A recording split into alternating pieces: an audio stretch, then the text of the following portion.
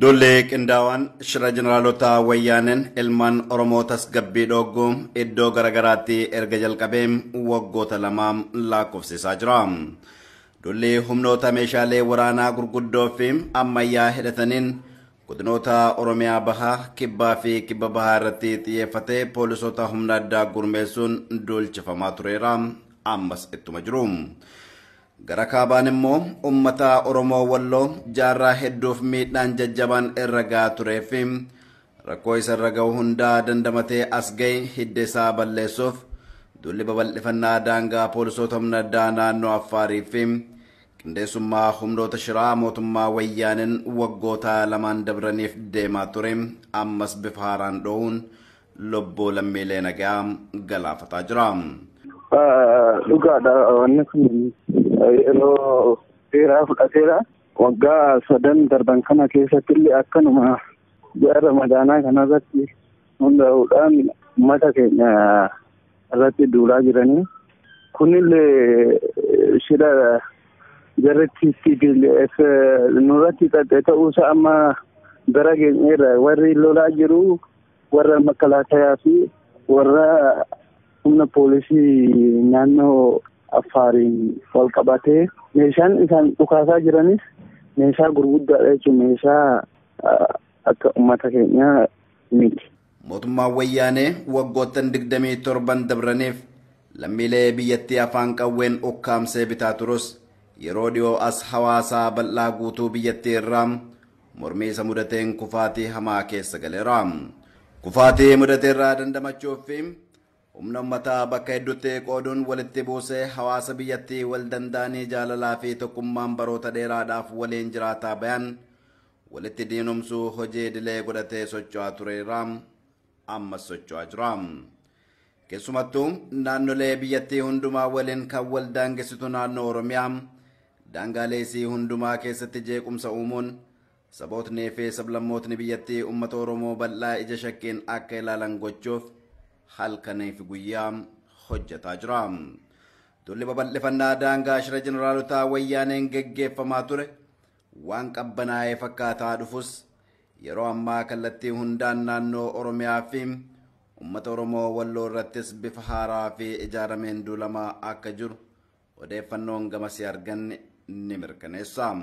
Godina Walloo aanaa baateetti duulli torban tokko dura eegale humnoota poolisoota addaa naannoo Affaar kan waraana raayyaa ittisaa wayyaaneen deeggaraman daangaa naannoo isaanii ce'uun hawaasa nagaa irratti dhukaasa banameen lubbuun lammiilee galaafatameera.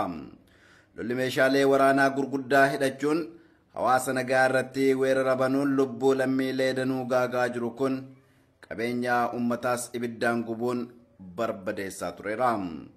Humnoonni addaa naannoo Affaar kanneen mootummaan deeggaramuun hidhannoo guutuun socho'an yeroo gara yerootti daangaa qaxxaamuranii seenuun hawaasa irratti dhukaasa banuun aanaa baateetti jiraattota gandoota hedduu qe'ee fi qabeenya isaanii irraa buqqisaa akka jiran jiraataan aanichaa Oromiyaa miidiyaa neetworkitti himeera.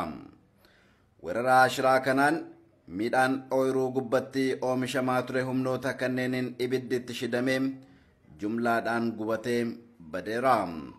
Lubbuun namoota baay'ees dabreera ammas bifa nama gaddisiisuu fi humnoota meeshaalee gurguddoo hidhataniin dabraa jira.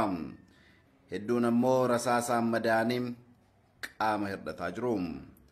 Akka yaada jiraataa aanaa baateetti pirezidaantiin mootummaa naannoo Amaaraa ji'a tokko dura gara aanichaatti dhufuun komii fi yaada hawaasni kaasu dhaggeeffate rakkoon kun hatattamaan furamuu qaba jedhee deemus barii gaafa lammataa waraanni bifa haaraan dho'uun hawaasa miidhuu dubbata.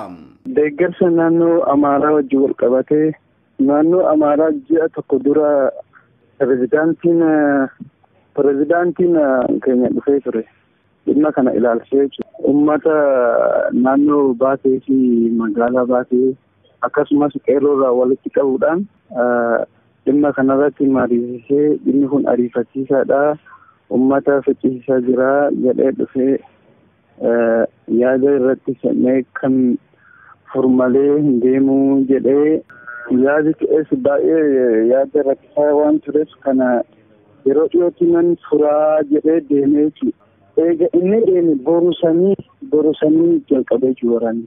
Kanaaf mootummaa naannoo Amaaraa kanaa waan amannee nutiin duubaan waan nurratti hojjechuuf jiru wal amannee jechuudha. Keessumattuu waraanni guyyoota afran dabran humna isaa cimsachuun hawaasa irratti weerara banee jiru kun gaafa caamsaa 22 ganda Coqortii jedhamutti eegale. Caamsaa 23 immoo gara Araddaa Burqaatti tarkaanfate kan jedhan jiraataan guyyaa kaleessaas caamsaa 24 lolli kun gara Araddaalee Ilaalaa, Sabassaa, Dirree fi Mi'aa jedhamutti babal'ateera. Godina addaa aanaa baatee ittiin argama. Poolisiin addaa naannoo Affaar sababa babal'ifannaa daangaatiin guyyaa 3 kana walitti aansanii lola jabaa nurratti oofaa jira. Gaafa jalqabaa ganda Coqortii jedhamu irratti jala qabee gaafa lammaffaa kara naannoo Burqaatti babal'ifatee as dhufe guyyaa har'aa kallattii 4 ganda Ilaala Sabassaa, Dirree Mi'ooftuu akkasumas Mi'aayaa Barri Gokkee bakka jedhamutti deemaa oole.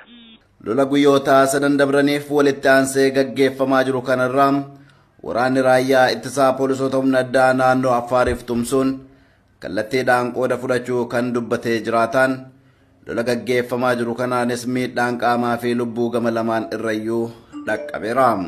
Guyyaa dheengaddaa isaan irraa namoonni 9 du'anii jiru. Namoonni keenya namoota Oromoo irraa namoonni 2 du'anii jiranii, namoonni 3 madaa'anii jiranii, nama tokko poolisii naannoo Affaartu ijjeese, nama tokko raayyaa ittisa biyyaatu ijjeese. Lola guyyaa kaleessaa sa'a 4 irraa eegalee galgala dukkante addaan galchite kanaan sagaleen meeshaalee waraanaa gurguddaa kanneen akka laawuncharii, dishqaa girnoofii fi kanneen biroo dhagahamaa turuu jiraataan aanichaa akkas jechuun ibsa.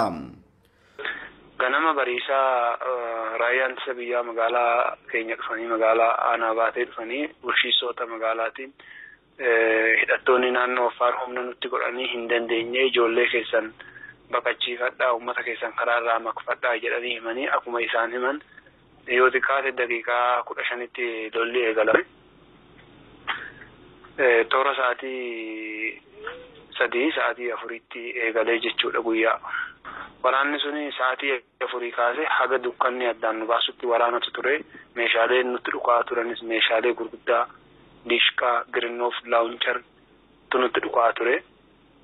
Saniif waraana guddaatu deemaa ture. Waraana kana keessatti namoota lafan beekne namoota fagoorraa fe'amanii dhufan daangaa Jabuutiirraa, naannoo Tigraayirraa akkasumas naannoo Affaar godina garaagaraatii fi aanaalee garaagaraarraa fe'amanii dhufanii konkolaataan isaan itti deeman konkolaataa mootummaa meeshaan isaan ittiin lolan dishqaa, girnoof meeshaalee gurguddaa uummanni harkatti qabachuu hin dandeenye.